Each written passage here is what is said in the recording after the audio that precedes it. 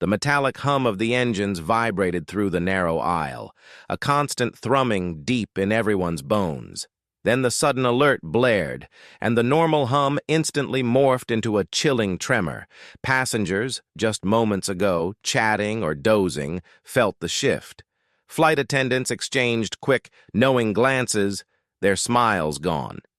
The captain, usually so steady, had vanished from the cockpit. A knot tightened in everyone's gut. Who was flying this plane? Before we dive into this story, leave your comment with a rating from 1 to 10 and tell us which city you're watching from. May this moment bring reflection and emotion to your heart. The hush that followed the initial panic wasn't one of calm, but a vacuum of fear, sucking the air right out of the cabin. People glanced around, eyes wide, searching for answers in the faces of strangers. The overhead lights flickered, a tiny, almost imperceptible glitch. But in that moment of escalating dread, it felt like a warning. From his window seat, near the wing, Arthur Hayes, or Art as his friends called him, watched the vast, indifferent expanse of the Atlantic roll beneath them. His clothes, a simple plaid shirt and worn denim, whispered stories of a life lived far from the polished gleam of first class. Yet his gaze held a quiet intensity that belied his unassuming appearance. He wasn't overtly agitated like the woman across the aisle. Karen, who was now clutching her seat armrests, white-knuckled, whispering prayers. Nor was he like the young guy, David, 2 rows ahead, who kept fiddling with his phone, clearly trying to find a signal for news that wouldn't come. Art just watched, his breathing steady, a silent anchor in a sea of growing turmoil. The flight attendants, Brenda and Mike, moved through the aisle. Their practiced smiles stretched thin, their usual cheerful banter replaced by tight-lipped solemnity. They avoided eye contact, their swift movements suggesting an urgency they couldn't quite hide. It was Mike, with his usually jovial demeanor now etched with worry, who finally addressed the cabin, his voice crackling slightly over the intercom. "Folks, this is your flight attendant, Mike. We're experiencing a minor, technical situation with our captain. He's been taken ill, and the first officer, Sarah Jenkins, is currently in control.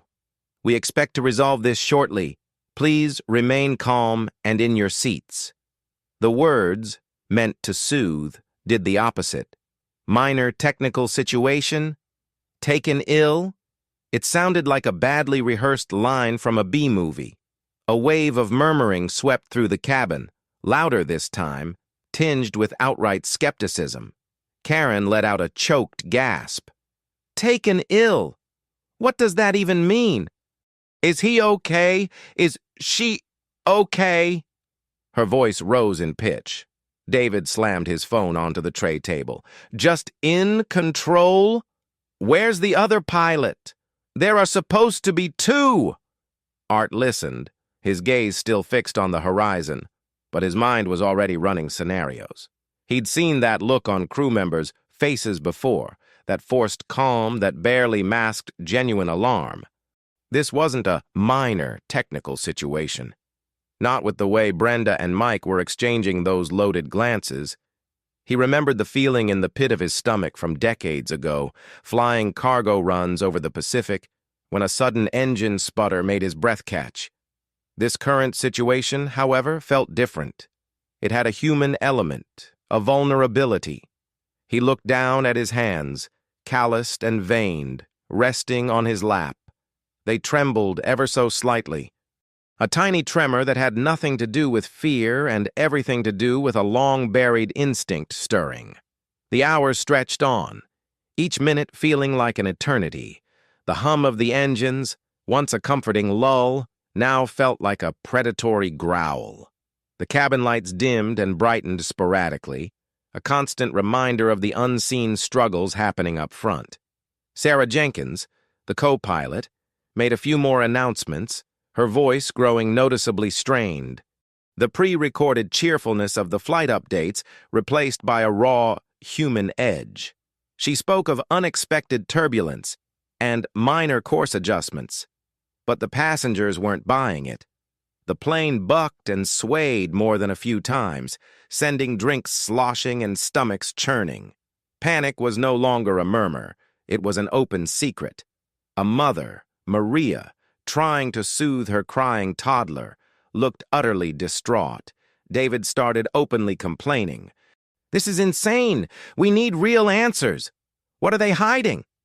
Karen was now openly weeping, her face buried in her hands. The atmosphere was thick with a palpable dread, like a storm cloud had descended not outside, but inside the aluminum tube. That's when Art, slowly and deliberately, unbuckled his seatbelt. He stood up, a little stiffly, and made his way to the front of the cabin, moving with a quiet determination that somehow cut through the cacophony of fear. Brenda, seeing him approach, put a hand up. "Sir, please, you need to stay in your seat." Art met her gaze, his blue eyes clear and unwavering. "I hear the first officer is struggling. I can help." The reaction was immediate, a burst of incredulous laughter and whispered ridicule. David barked out, "Help! What's he going to do? Knit us a new wing?" Karen lifted her tear-streaked face, her eyes narrowing in disdain. "Oh, wonderful. Let's get Grandpa to fly the plane. Is that the brilliant plan now?" Even Maria, despite her own terror, looked at Art with a mixture of pity and disbelief. Brenda and Mike exchanged a look that spoke volumes. It was a silent conversation, a blend of utter disbelief and a flicker of desperate hope, quickly snuffed out by the absurdity of the suggestion. Brenda stepped forward, trying to be polite but firm. "Sir, I appreciate the offer, but we have trained professionals handling this." "I am a trained professional," Art replied, his voice calm, steady, and entirely devoid of ego. "For over 50 years, I've been in cockpits just like this one. I've flown everything from crop dusters to jumbo jets, commercial routes, military transport, whatever they needed. I know these birds, and I know how to bring them home." The laughter swelled, louder this time. 50 years? He probably flew biplanes. Someone scoffed from the back. "He looks like he just learned to work the TV remote," another passenger quipped, and a few nervous chuckles rippled through the cabin. David pointed an accusatory finger. "Look, no offense, buddy, but this isn't some joyride. This is our lives. We need someone who knows what they're doing, not some grandpa who probably used to fly paper airplanes." Brenda's face flushed. She glanced at Mike, who gave a slight shake of his head. The weight of social pressure, of the ridicule from the passengers, was heavy. How could they possibly consider this? It sounded insane, irresponsible. Yet, the plane pitched violently again, throwing Brenda off balance, and a fresh wave of screams erupted from the passengers. The intercom crackled with Sarah's voice, now laced with genuine panic. "We're experiencing significant wind shear. Prepare for heavy turbulence." Art remained standing, bracing himself against the seat backs, his posture surprisingly firm despite the plane's violent shuddering. He didn't argue, didn't plead. He simply waited, his eyes moving from Brenda to Mike, then back to the closed cockpit door, a silent testament to a lifetime of experience that no amount of modern scrutiny could diminish. He felt the plane, felt its groans and shudders, like an extension of his own body. Every subtle shift in altitude, every lurch, was a language he understood intimately. He'd navigated storms in the Bering Sea, engine failures over the Sahara, and once, a complete electrical blackout during a midnight flight over the Rockies. Those experiences had etched themselves not just into his memory, but into the very fiber of his being, a silent strength that now pulsed beneath his calm exterior. Brenda, shaken by the turbulence and Sarah's obvious distress, looked at Mike again, a desperate plea in her eyes. "What do we do? She sounds like she's losing it." Mike, usually the steady one, looked utterly defeated. "I don't know, Brenda. We're supposed to follow procedure. He's a passenger." He gestured vaguely at Art, whose presence somehow commanded more attention than all the panicked passengers combined. But what other options do we have? The captain's out cold.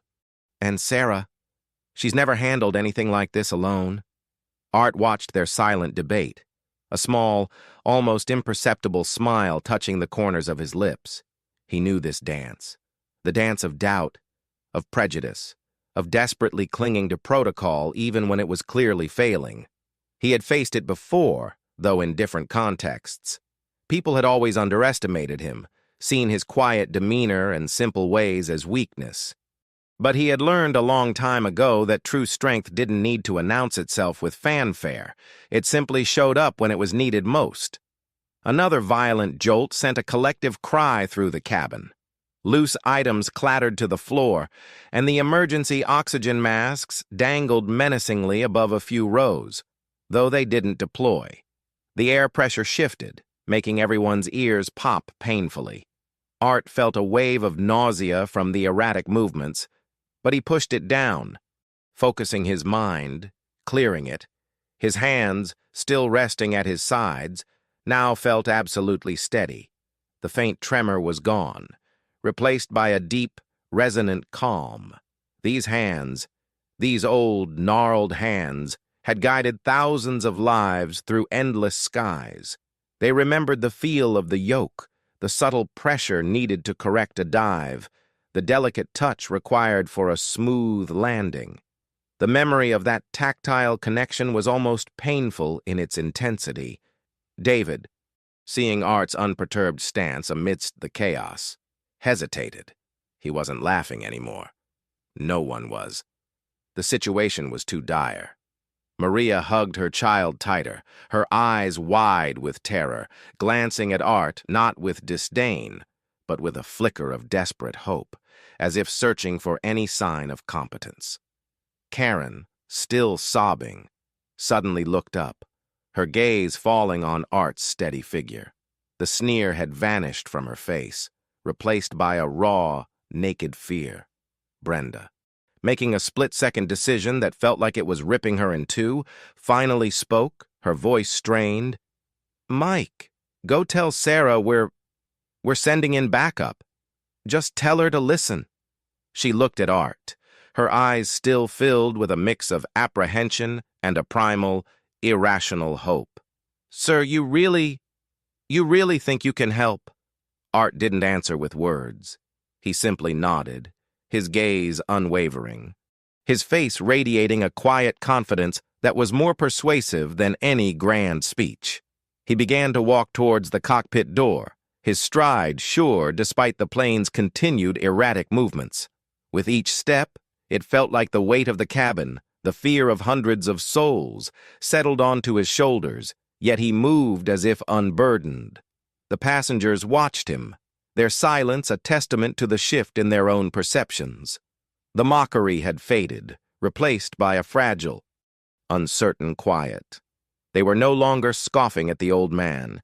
They were holding their breath, waiting, hoping against all odds that this improbable figure could somehow pull them from the brink. The cockpit door, which had seemed like an impenetrable barrier, now represented their last, best chance. As Art reached the door, Mike hesitated one last time, his hand hovering over the latch. The plane lurched sharply to the right, and the distant, tinny sound of Sarah's voice screaming something unintelligible came through the thin door. Mike's face went pale. He looked at Art, then at Brenda, then back at the door. He took a deep breath, and with a decisive click, he opened it, revealing the frantic scene within. Art stepped forward, a lifetime of experience compressed into that single, silent movement, ready to confront not just the failing aircraft, but the lingering shadows of doubt and the desperate plea for salvation. The real test, for him and for every soul aboard, was about to begin. This story is just getting started, and the twists are far from over. If you're on the edge of your seat, smash that like button, subscribe for more unforgettable drama, and tell us in the comments, what do you think Art's secret past really holds?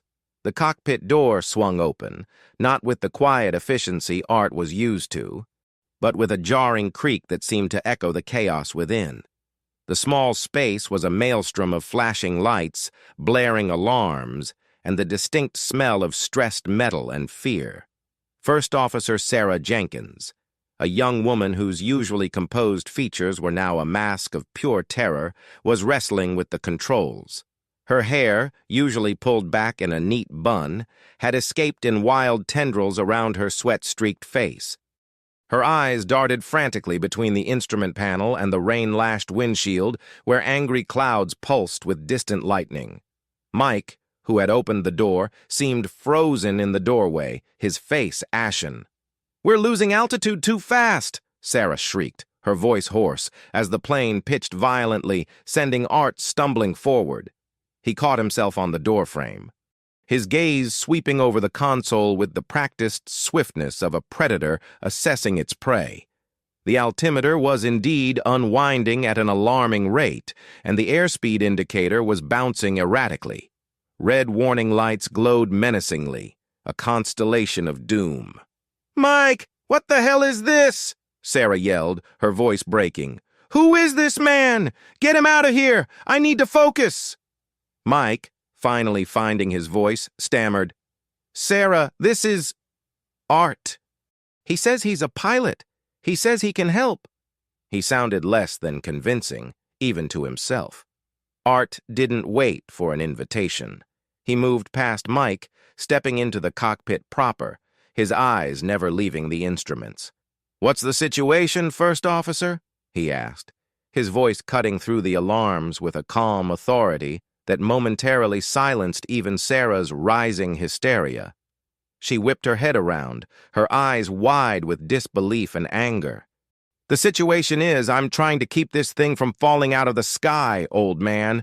I'm in a level 5 wind shear. We have an unresponsive rudder, and the autopilot just crapped out. I don't need some civilian distracting me." She pushed a button on the console, her hand shaking.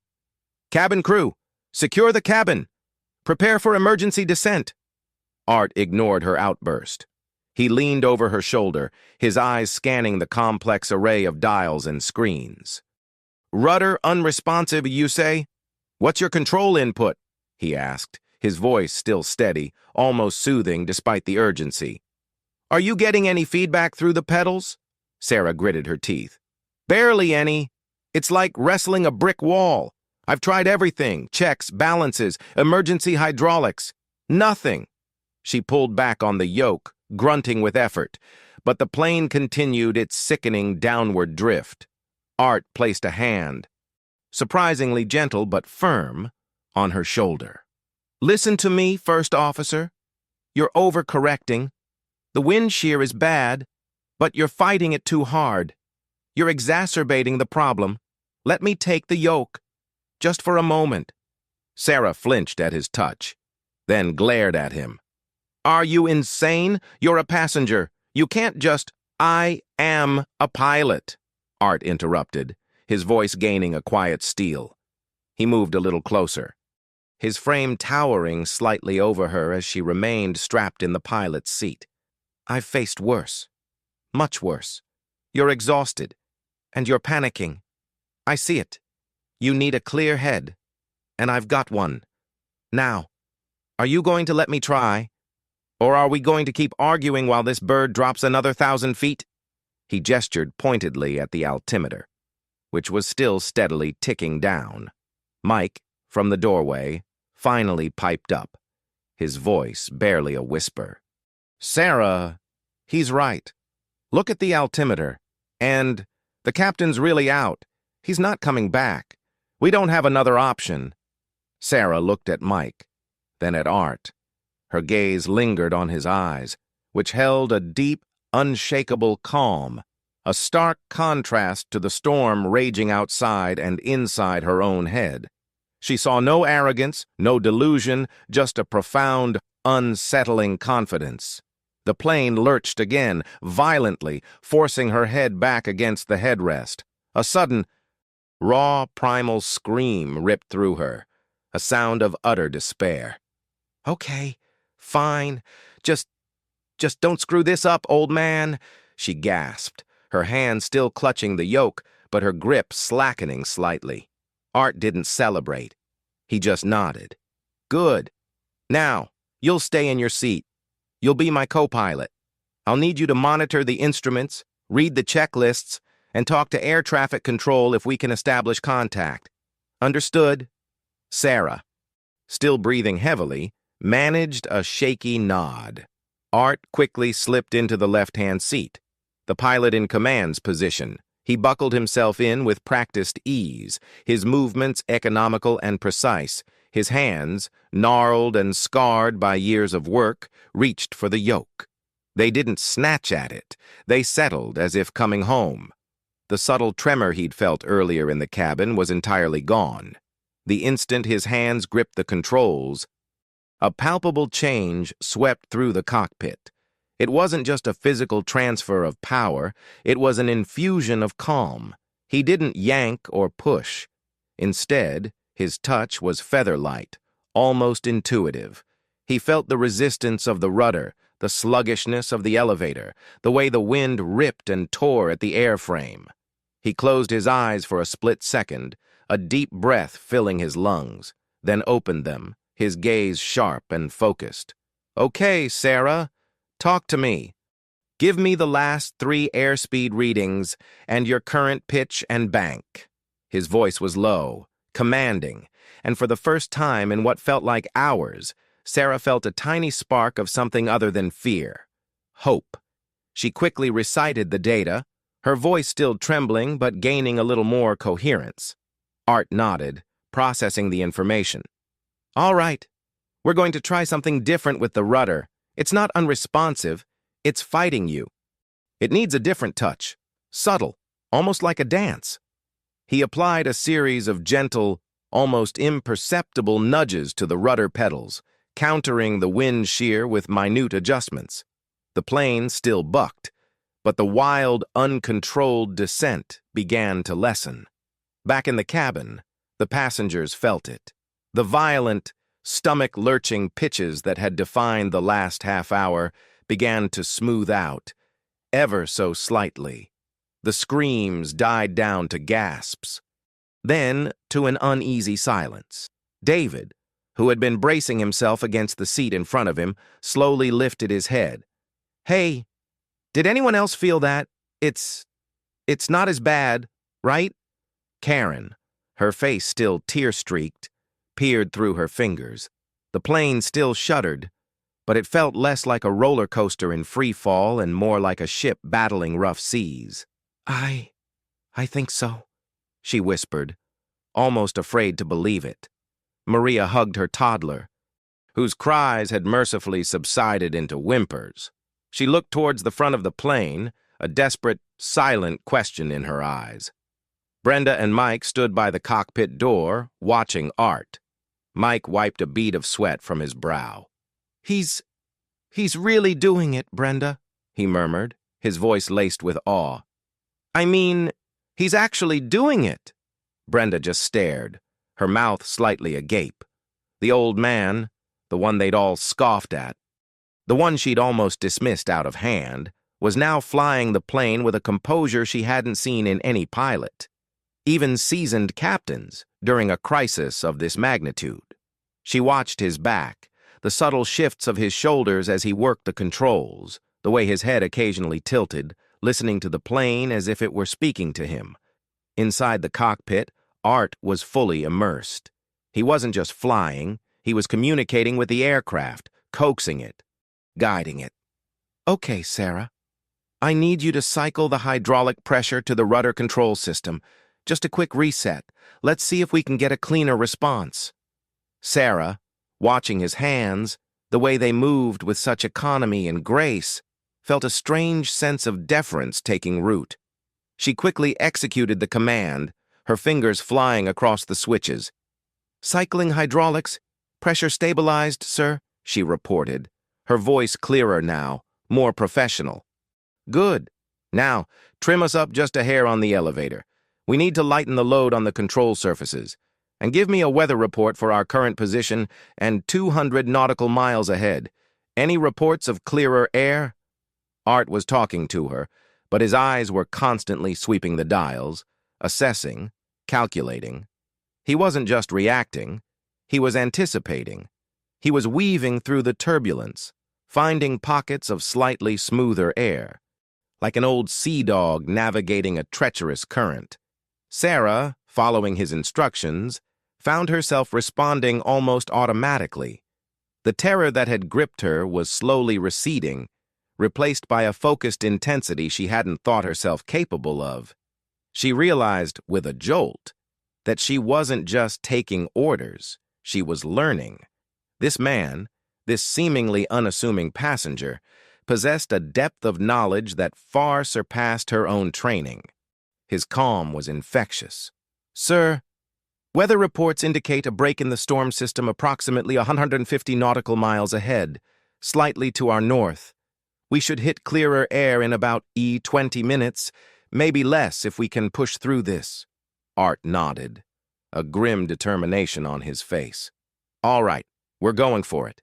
We need to conserve fuel, but we also need to get out of this mess. Mike, are you still there?"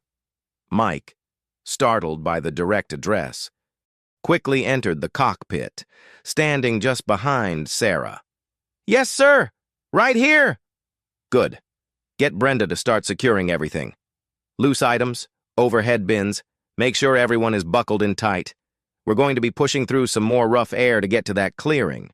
It's going to be a bumpy ride, but we're going to get there. Keep the passengers calm. Tell them we're making progress." Art's instructions were clear, concise, and left no room for doubt. Mike nodded vigorously. "Understood, sir. I'll get right on it."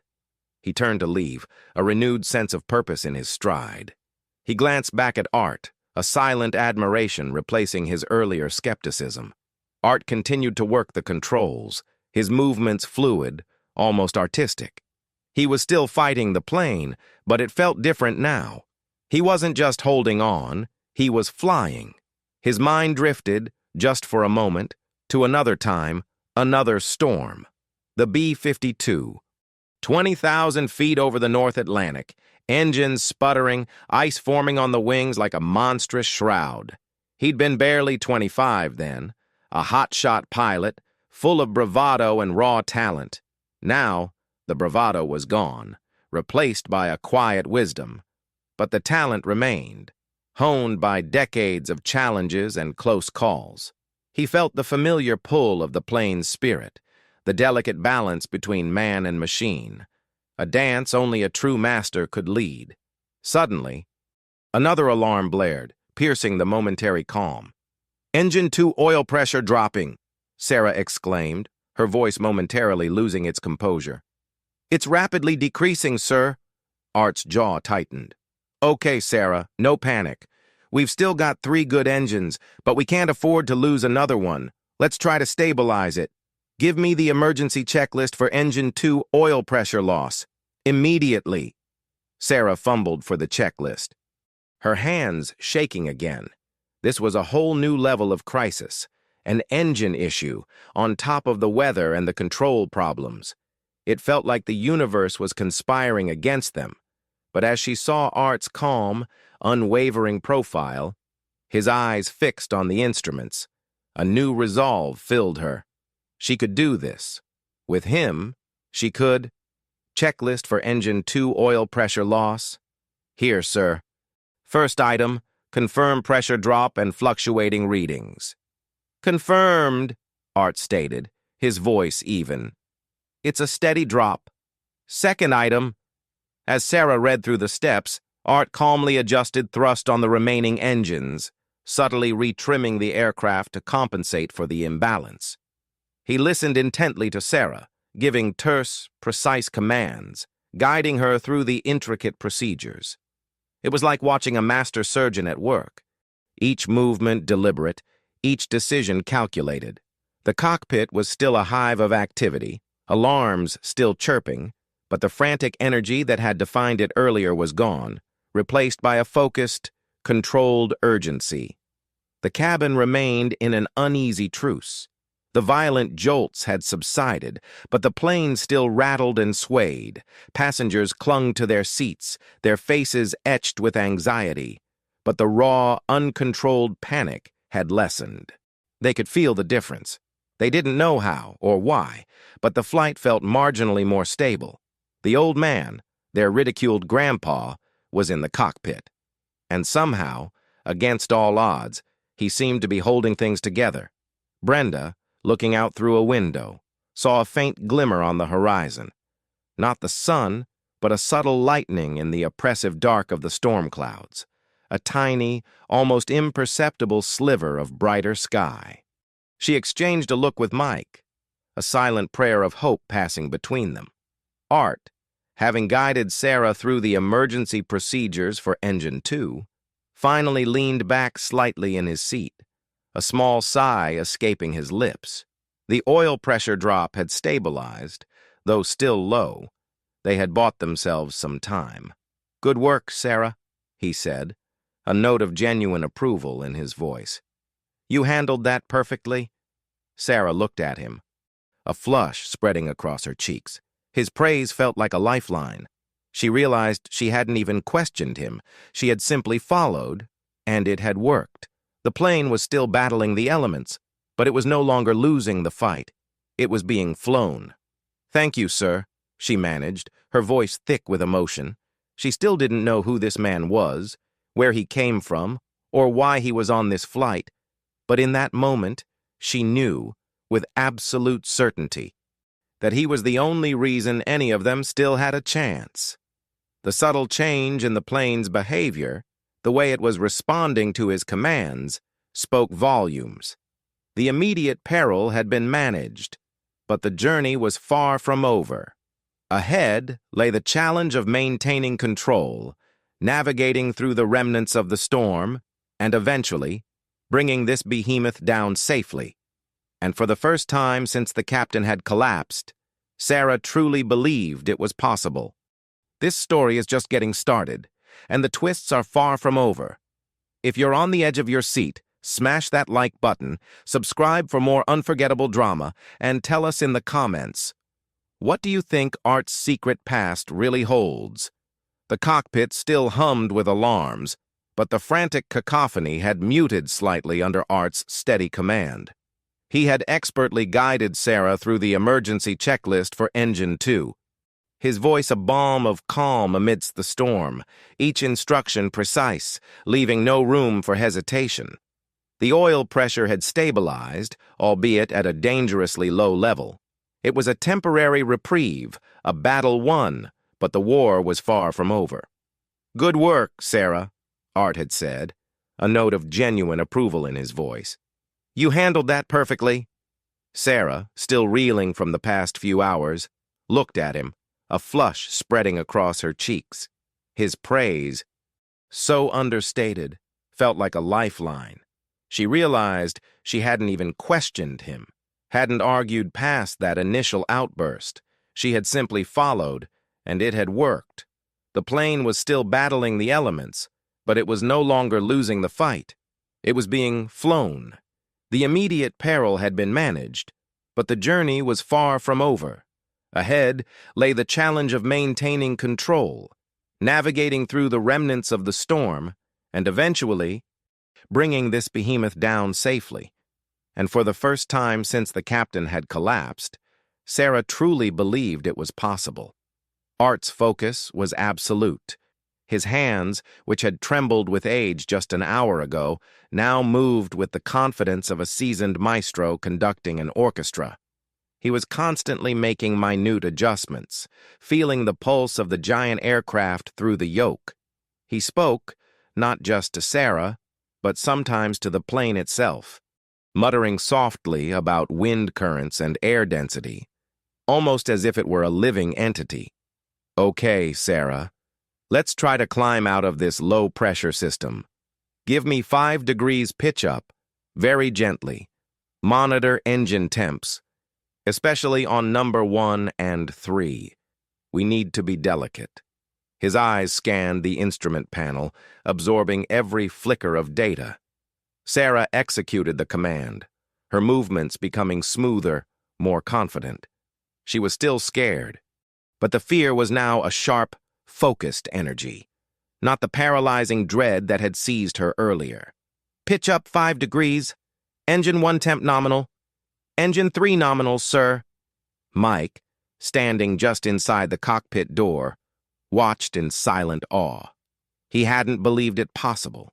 This man, this seemingly frail old passenger, was flying the plane better than any pilot he'd ever witnessed under such extreme duress. The cabin crew had relayed reports of the increasing stability, and a fragile hope was beginning to spread among the passengers. Suddenly, a new alarm blared, a high-pitched electronic shriek that cut through the relative calm. "Terrain ahead! Pull up! Terrain ahead!" Sarah gasped, her blood running cold. "Oh no, not now!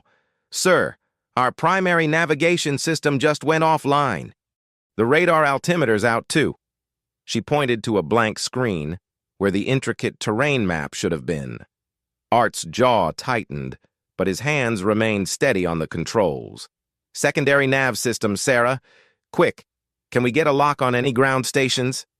"Trying, sir, but we're in a dead zone, too far out over the ocean, and the storm interference is just crushing everything." Her voice was tight with renewed panic. The plane bucked again, a violent crosswind catching it broadside. Art didn't hesitate. He peered out the window, his gaze piercing the rain-streaked darkness, trying to find anything, any visual cue. "All right," he said, his voice surprisingly calm. "If the machines can't see, we'll use our eyes and our gut. What's our last known heading and altitude?" Sarah quickly relayed the information, her voice still trembling. "Last known heading, 305, altitude, reading 12,000 feet, sir, but it's fluctuating wildly. I don't trust it." Art nodded. "I hear you. The instruments are lying to us. Fine. We'll find our own truth." He adjusted the thrust levers with a feather-light touch, the engines responding with a subtle change in pitch. "Listen to the air, Sarah. Feel the airframe. The plane will tell us what the instruments won't. We're going to climb, slowly and steadily, until we're well above any possible terrain. We'll climb by feel, by sound, by instinct." Sarah stared at him, bewildered. Climb by feel. That was something pilots talked about in training as a theoretical, last-ditch effort, not a real-world scenario on a jumbo jet. But then, Art wasn't just any pilot. He was making this seem possible. She took a deep breath, trying to emulate his calm. "Understood, sir. Climbing by feel." Back in the cabin, the initial relief had been short-lived. The renewed turbulence, coupled with the ominous "terrain ahead" alarms, sent another wave of dread through the passengers. Maria clutched her toddler, whispering frantic prayers. David pounded his fist on the tray table. "What now? What in God's name is happening up there?" Karen, however, found herself watching the cockpit door. The old man was in there, the man they'd all laughed at. But the plane, even with the current jolts, felt different. It wasn't the same uncontrolled freefall. It felt like someone was wrestling it, fighting for control, and winning. Inside the cockpit, Art was a man possessed. He had entered a state of pure concentration, an almost meditative flow. His eyes, though still scanning, seemed to rely more on something deeper. He felt the subtle vibrations in the floor, the minute changes in engine sound, the nuanced responses of the control surfaces. He was talking Sarah through it, having her check fuel levels manually, giving precise instructions for minor course corrections based on his almost uncanny understanding of the plane's current state. "Okay, Sarah, I need you to double-check the standby altimeter. What's it telling us? And tell me your precise air pressure reading from outside the cockpit. I need to calibrate my internal barometer." Sarah, surprised by the request, quickly found the information. Standby altimeter reads 11,700 feet. Air pressure, 29.85 inches of mercury. Art nodded, doing rapid mental calculations. "Got it. We're climbing, but we need more cushion. We're still too close for comfort. Keep an eye on that standby altimeter. And Mike, if you can hear me, go check the exterior conditions from a passenger window. Anything you can see? Cloud density, lightning frequency, anything. Mike, still in the doorway, startled but quick, replied, "Yes, sir. On it." He quickly left the cockpit, heading for the emergency exit window on the side of the fuselage. As Mike disappeared, Sarah looked at Art, her brow furrowed. "Sir, I've never seen anyone fly like this. Without the main instruments, it's incredible." She paused. Then, unable to contain her curiosity, she blurted out, "Who are you?" "Really? You said you flew everything. But this is beyond anything I've ever trained for." Art turned his head slightly, a small, knowing smile touching his lips, but his eyes never left the skies ahead. "I'm Arthur Hayes, and yes, I've flown everything, and I've seen everything the sky can throw at you. I learned to fly before most of those fancy instruments were even invented, Sarah. Back when you really felt the plane, not just read its dials." He paused. Then his voice dropped, carrying a weight of history. "But if you want to know who I really am, well, I guess some folks used to call me the Maverick of Midway, or Old Man Wind Whisperer, after the war." Sarah's breath hitched. "The Maverick of Midway? Wait, you're that Arthur Hayes, the one who supposedly flew a crippled B-29 back from a raid over Japan, practically on one engine and with half its tail shot off. The one they said defied all odds." Her voice was barely a whisper, filled with an almost reverent awe. She had read about him in aviation history books, a legendary, almost mythical figure whose exploits sounded like something out of a movie. A pilot who had vanished from the public eye decades ago, content to live a quiet life after the war. Art gave a soft chuckle, a sound that held a lifetime of memories. "Yeah, that was me. And that B-29, bless its metal heart, had a lot more character than these modern birds give it credit for.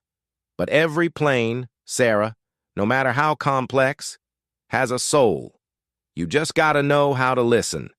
He made a subtle adjustment to the yoke, and the plane responded, shuddering slightly less, beginning to gain a little more altitude. Sarah felt a shock run through her. Arthur Hayes, the legend. The man whose daring feats were still taught in some advanced aviation courses as examples of impossible airmanship.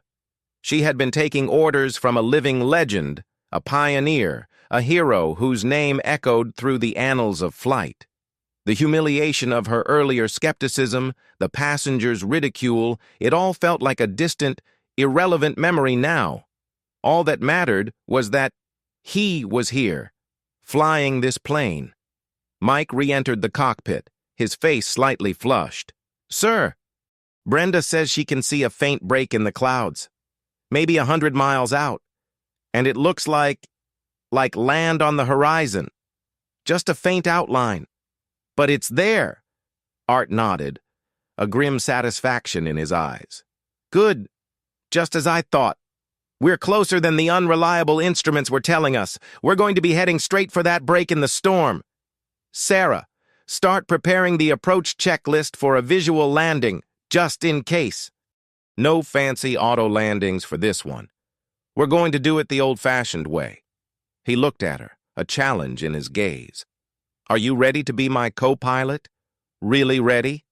Sarah, still trying to process the revelation, straightened in her seat, her eyes shining with a new resolve. "Yes, sir. Absolutely ready."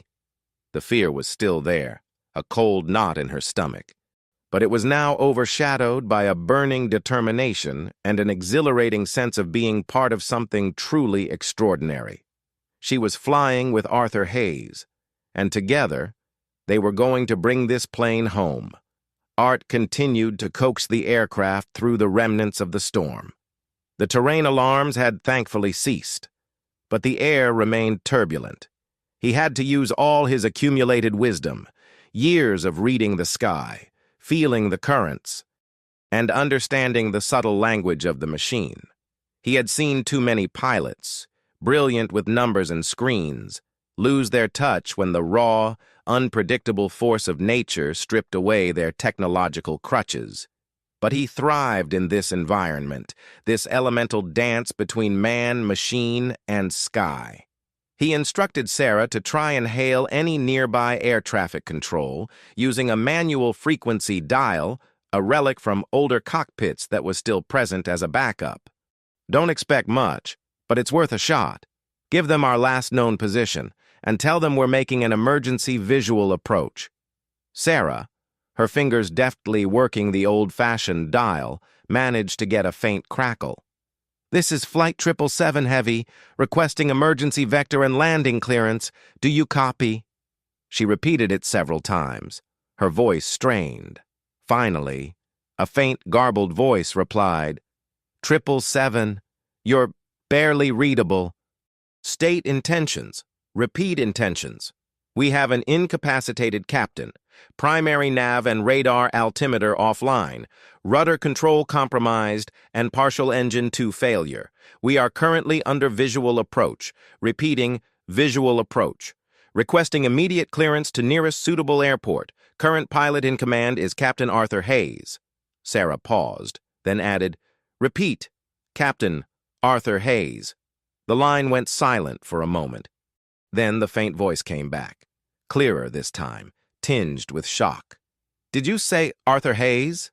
As in, the Arthur Hayes?" Art chuckled softly. "Looks like my reputation precedes me, even after all these years. Good work, Sarah. Now they'll know we're not just blowing smoke." The news, relayed through Brenda from Mike's brief return to the cabin, rippled like wildfire through the passengers. "Arthur Hayes? The Arthur Hayes?" David whispered, his eyes wide with disbelief. Karen stared, her mouth agape. The old man, the one they'd scorned, was a legend, a genuine, bona fide hero. The realization hit them like a gut punch, each person confronting their own snap judgments, the easy dismissal based on appearance. A collective, shameful silence fell, broken only by the hum of the engines, now sounding strangely reassuring. Art, oblivious to the reactions in the cabin, was preparing for the final approach. The storm clouds were indeed breaking up ahead, revealing a sliver of the angry, churning ocean below, and beyond it, a distant, hazy coastline. "Okay, Sarah, let's go through the landing gear checklist. We're going to have to do this without any automated assistance. Manual deployment, just like we practiced, or, well, like I practiced about 50 years ago." A wry smile touched his lips. "Manual deployment checklist. Confirm hydraulic pressure. Ensure gear pins removed. Visual check for 3 green—" "Got it, sir," Sarah recited, her voice a blend of terror and intense focus. This was it, the moment of truth. The plane began its final descent, the wind still buffeting it, but Art was holding it steady. He was working the controls with an almost surgical precision, his eyes scanning the horizon, calculating wind speed, drift, and the subtle cues of the land approaching.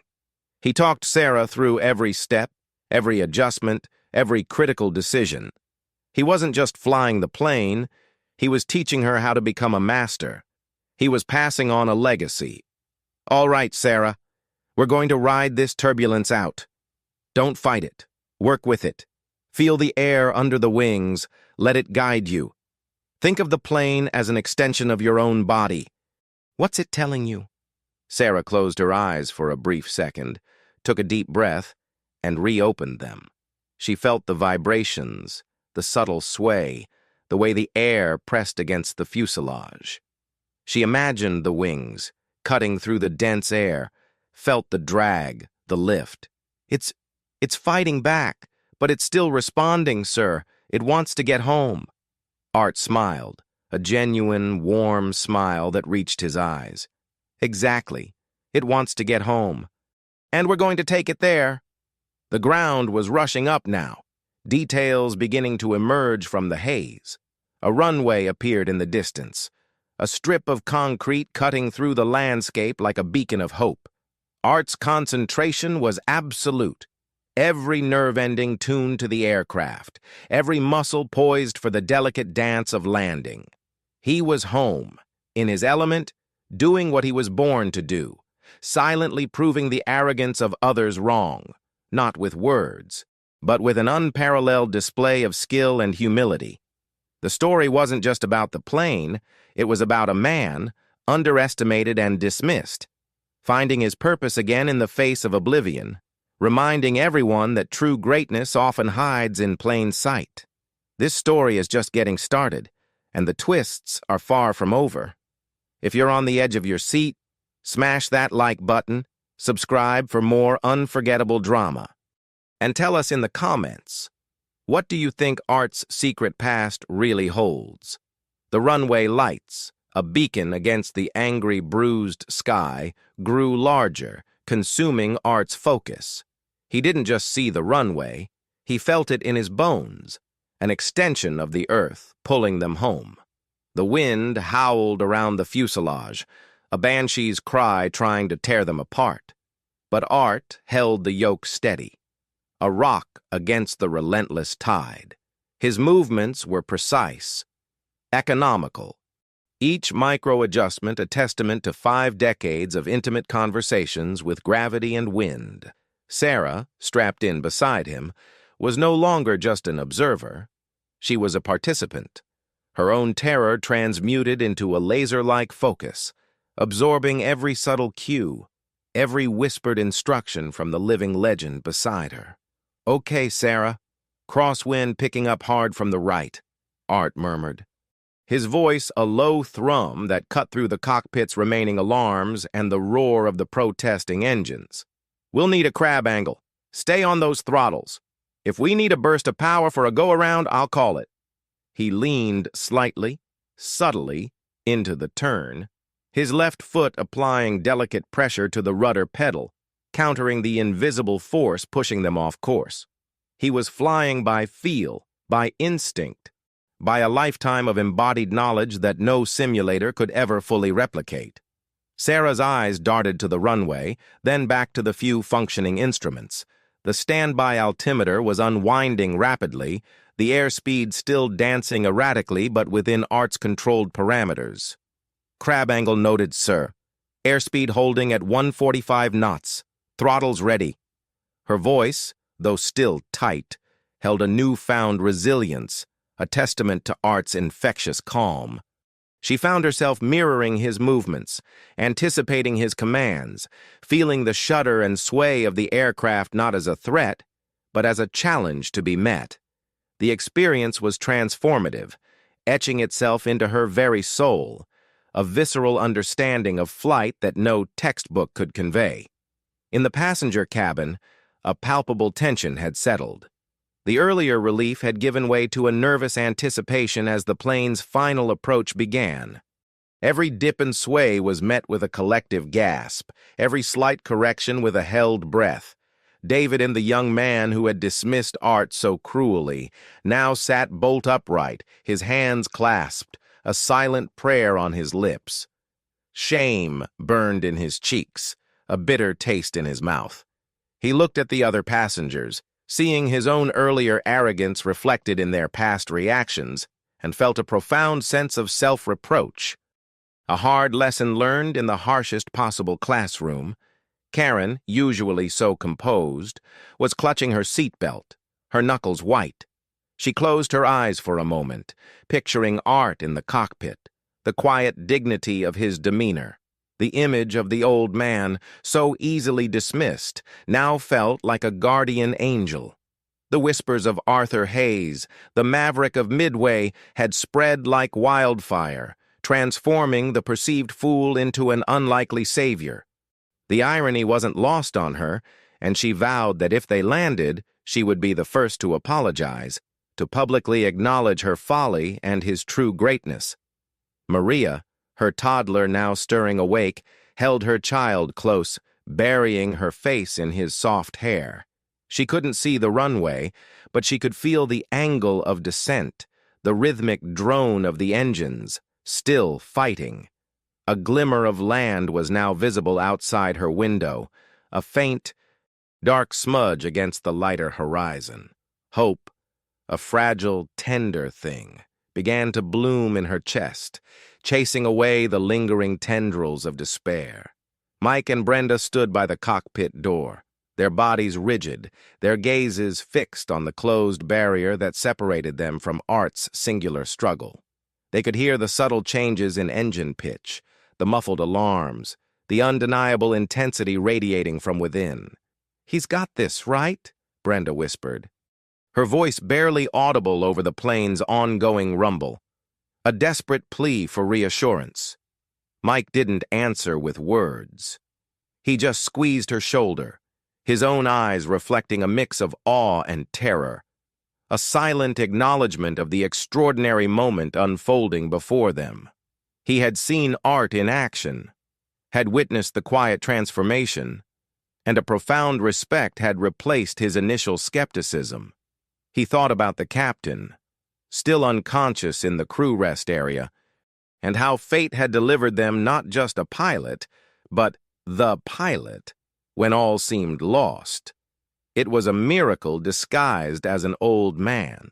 Back in the cockpit, Art was fully in his element, a seamless extension of the machine. The plane was an extension of his will, a living, breathing entity responding to his touch. He corrected for a sudden downdraft with a slight increase in power, then immediately adjusted the pitch to maintain their glide slope. 20 feet, Sarah called out, her voice tight with adrenaline, her eyes glued to the threshold of the runway, her entire being focused on the task at hand. Art pulled back on the yoke, just a hair, his touch feather light, expertly bleeding off speed as the main landing gear kissed the asphalt. Thump. A soft, shuddering impact, followed by the satisfying squeal of rubber on concrete. It wasn't a perfect landing, given the challenging conditions and the compromised controls, but it was smooth enough to elicit a collective, audible gasp of relief from the cabin. It was safe. It was landing. The impossible had become reality.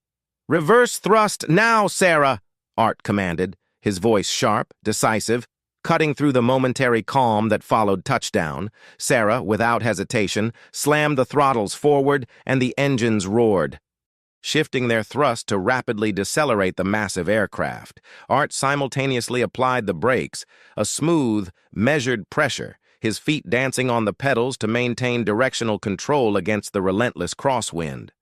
The plane began to slow, the runway rushing by outside the windows, its white markings a blur as they approached the end of the strip. He kept the nose wheel firmly aligned, using precise rudder inputs, a symphony of coordinated movements that spoke volumes of his expertise. The plane finally rolled to a complete stop, the engines winding down to a quiet hum, the sudden cessation of motion, the abrupt end to the hours of relentless tension, was profound. For a long moment, the entire cabin was utterly silent, a collective exhale. Then, a spontaneous eruption of cheers and applause, a joyous, cathartic roar that filled the aluminum tube. Passengers wept openly, clutched each other, some even standing to hug strangers. They had made it. They were safe. A wave of raw emotion, thick and overwhelming, swept through every soul on board. Art, still in the pilot's seat, slowly released the yoke, his hands dropping to his lap. He closed his eyes, a deep, weary sigh escaping his lips. The adrenaline that had surged through him, fueling his every move, now receded, leaving behind a profound sense of exhaustion. It wasn't a feeling of triumph, but rather the quiet satisfaction of a job impeccably done, a life's purpose fulfilled in the crucible of crisis. He hadn't flown for glory. He had flown because it was what he did, who he was, deep down to his very core. Sarah, tears streaming down her face, turned to him, her eyes shining with a mix of awe and profound gratitude. "Captain Hayes, sir, you saved us, all of us." Her voice was thick with emotion, trembling. but resolute. She reached out impulsively and clasped his calloused hand, her grip firm, almost desperate. "Thank you. Thank you for everything. I, I've never seen anything like it. You are incredible." Art opened his eyes, a gentle, understanding smile gracing his lips. "Just doing my job. First officer, just doing my job." He unbuckled his seatbelt, a little stiffly, and slowly rose from the pilot's seat. He looked at the control panel, at the array of flickering lights, then out the window at the distant horizon, now kissed by the soft, emerging light of dawn. He had brought them home. Mike and Brenda, their faces etched with relief and admiration, rushed into the cockpit.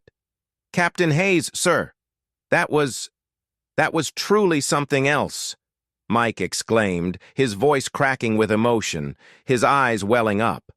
Brenda, speechless, simply wiped away a tear and offered Art a heartfelt nod, her previous skepticism completely obliterated by the sheer force of his competence and calm.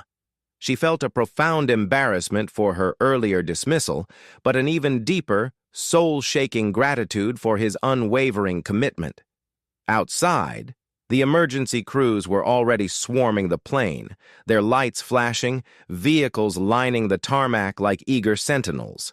The cabin doors would be opening any minute.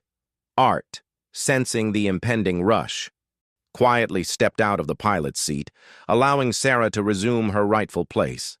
He didn't seek the spotlight, didn't crave the accolades that were surely coming. His work was done, his duty fulfilled. He was just ready to get off the plane, to find a quiet cup of coffee. As he walked back towards the cabin, a hush fell over the passengers. The cheering subsided, replaced by a respectful, almost reverent silence. Faces that had earlier held disdain or amusement now shone with a potent mix of awe, shame, and gratitude. David, the young man, stood up, his face pale, his earlier arrogance replaced by genuine contrition. He blocked Art's path for a moment, his hands fidgeting nervously. "Captain Hayes, sir, I am so profoundly sorry. For what I said, for how I acted, I was a complete fool." His voice was raw, heartfelt, barely a whisper. Art paused, his gaze soft and unwavering, radiating an ancient wisdom. He saw the genuine remorse in the young man's eyes, the lesson clearly etched on his face. "It's all right, son. We all make mistakes. What matters is what we learn from them and how we treat each other, even when we don't know their story." He gave a small, almost imperceptible wink, a touch of his old playful self, then continued his slow, steady walk down the aisle. He wasn't interested in holding grudges. He was interested in seeing people learn, in fostering understanding. Karen, tears now flowing freely but for a different reason, one of pure, overwhelming relief and admiration, reached out and gently touched his arm as he passed her row. "Thank you, Captain. You're a hero, a true American hero." Her words, simple but sincere, came from the depths of her heart. Art just offered a quiet, humble smile, his eyes twinkling. "Just a man who loves to fly, ma'am. Always have." He continued towards his original window seat, where his simple carry-on bag awaited. The seat, now empty, seemed to hold the echoes of the fear and the eventual hope that had bloomed there. As he reached his row, he paused, taking one last look out the window. The sky, once a canvas of tumultuous grays and blacks, was slowly transforming into a serene blue, streaked with the delicate pinks and oranges of sunrise. He had faced its fury, understood its language, and guided his metallic bird through its wildest tantrums. It was a dance as old as time, and he was still a master of it. The faint tremor in his hands from earlier had vanished entirely, replaced by the quiet strength of purpose, a deep, abiding peace. He carefully retrieved his worn denim jacket from the overhead bin, his small carry-on bag at his feet, He had boarded this flight as an anonymous old man, a forgotten relic of a bygone era, dismissed by many. He would disembark as a living legend, a hero whose quiet strength had saved them all. Yet, he would never seek the title for himself. He just wanted to go home, perhaps share a quiet evening with his grandkids, telling them a sanitized version of the time he flew a plane through a storm, omitting the part where he saved hundreds of lives from certain doom. Humility was deeply ingrained in him, a core part of who he was, a silent testament to a life lived not for accolades, but for the inherent satisfaction of doing good work, of serving when called. The cabin doors hissed open, and the fresh, crisp air of the airport flooded the interior. Emergency personnel, medics, and airport officials streamed in, their faces a mix of relief and urgent professionalism, their movements precise and practiced. They were looking for the captain, for the hero. But Art, ever the quiet observer, simply blended in, a part of the stream of disembarking passengers. He offered a small, knowing nod to Sarah as he passed the cockpit door, a silent acknowledgement of their shared ordeal, and she returned it with a look of profound respect and gratitude that spoke volumes without a single word. He had not only saved her life, but had also given her a masterclass in true airmanship, a lesson she would carry forever, a beacon of inspiration for her own promising career. He stepped onto the jet bridge, feeling the solid ground beneath his feet, a sensation both familiar and profoundly comforting after hours suspended between sky and ocean. The sun was just beginning to peek over the distant horizon, casting long, golden shadows across the tarmac. He breathed in the cool morning air, a fresh start. He might be old, his body might ache with the strain, but his spirit was as vibrant as ever. He had answered the call, not for personal glory, but because it was simply what needed to be done, a moral imperative deep within his being, and in doing so, he had reminded everyone, including himself, that true worth lies not in flashy titles or outward appearances, but in the quiet strength of character and the timeless wisdom that only experience can forge. He was Art, the old man wind whisperer, the maverick of Midway, and he had just brought them all home, leaving behind a legacy far greater than any medals or official records. The dramatic flight of Flight 777 Heavy became a story whispered in airports, recounted on news channels, and debated in aviation forums for years to come. A modern-day legend, Sarah Jenkins, forever grateful for the profound lesson, went on to become an accomplished captain herself, often sharing the incredible tale of Captain Arthur Hayes, a testament to true heroism and the dangers of underestimating anyone based on their cover. She carried his lessons with her, not just in flying, but in life, always remembering that the most profound wisdom often comes in the most unexpected packages. This story is just getting started, and the twists are far from over. If you're on the edge of your seat, smash that like button, subscribe for more unforgettable drama, and tell us in the comments, what do you think Art's secret past really holds?